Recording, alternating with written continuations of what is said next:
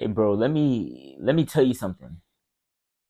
Everybody is scared. Everyone's scared. Everyone has fear. It's all about how you manage that fear. Even the top people, even the people you see at the top of every industry, they have the fear. They have the same fear that you do, but they just learn how to manage it. That's all it comes down to. So the reason why I'm making this video is just to, let you know that it's normal to have fear, but don't let your fear cripple you. Don't let that fear cripple your decision making. Don't let that fear stop you from being where you really want to be. Don't let that fear stop you from going where you really want to go, because it's perfectly fine to have fear. It only becomes a problem when you let that fear hinder yourself. When you let that fear hinder your success, when you let that fear stop yourself from going for opportunities, when you let that fear stop you from pursuing what you know, pursuing your gift, pursuing what you know you could do, pursuing your dreams, pursuing your goals. When you let that fear stop you from doing these things, that's when it becomes a problem. That's when it's like, okay, this needs to be fixed, this needs to be changed. But it's not about eradicating the fear, because that fear is always there. What did Will Smith say one time in a motivational speech? He said, success is always on the opposite side of fear. So it's like you need that fear so you know which way to go. What you fear usually is the area you need to go into to, level yourself up to get yourself to a next level. For example, if you fear posting yourself on social media, if that's a genuine fear, but you have, say, gift in music, you have a gift in art and whatever area, you're going to have to market yourself if you want it to be shown to people, right? If you want to make a revenue stream from it.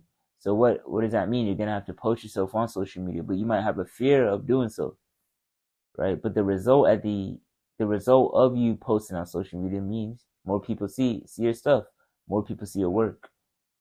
But that's on the opposite side of fear. So you need to learn to manage your fear. You need to learn to control your fear and not let that fear control you. And how do we do that? It's just about putting those reps in. The more times you do something over and over and over and over again, the less likely you are to be scared of it. The less likely you are to be crippled by the fear. The fear might still be there.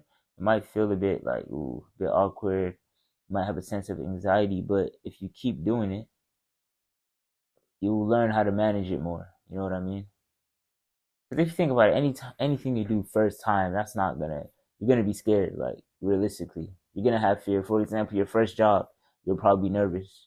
Your first day of school, you're probably nervous, right? If you're in the 9 to 5 culture, your first customer meeting, you're probably nervous. You know what I mean? Your first time talking to a girl, you're probably nervous, right? But over time, as you do these things over and over and over again, you learn to manage fear. That fear is still there, but you learn to manage it. You don't let that fear control you.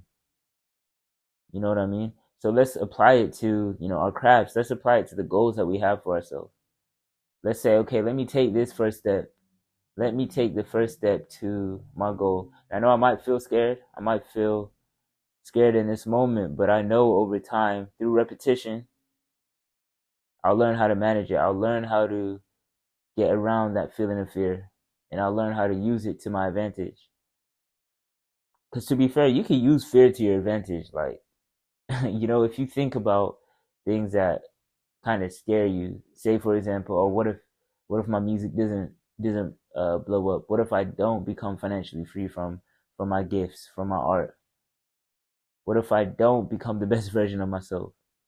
That can actually push you to do everything you can to make sure it happens, or motivate you to work even harder.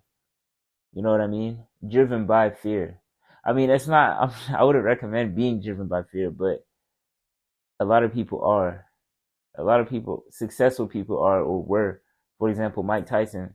He said he was just scared, which is why he worked so hard. Which is why he became this different person. When he was boxing.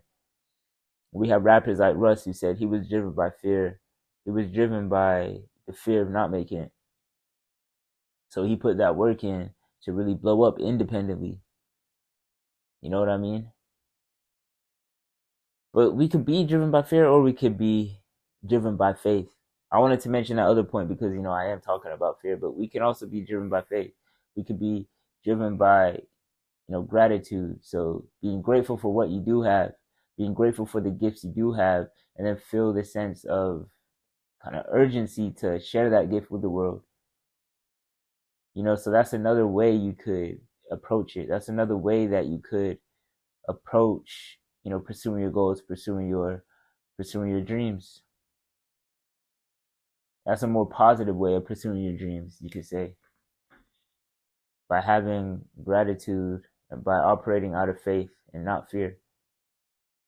You know what I mean? Thinking about what if in a more positive sense, because I know with fear you could think, what if it goes wrong? With the more positive side of things, you could think, what if it goes right? You know what I mean? So, yeah, it's just all about how you look at things, really. It's about how you approach your day to day. It's about how you talk to yourself on a day to day. What are you thinking? What are the thoughts you're thinking? And how do you pursue your goals? I mean, we could either let fear control us or we can control our fear and actually operate out of faith. So yeah, hopefully you enjoyed that video. I will see you in the next one. Peace.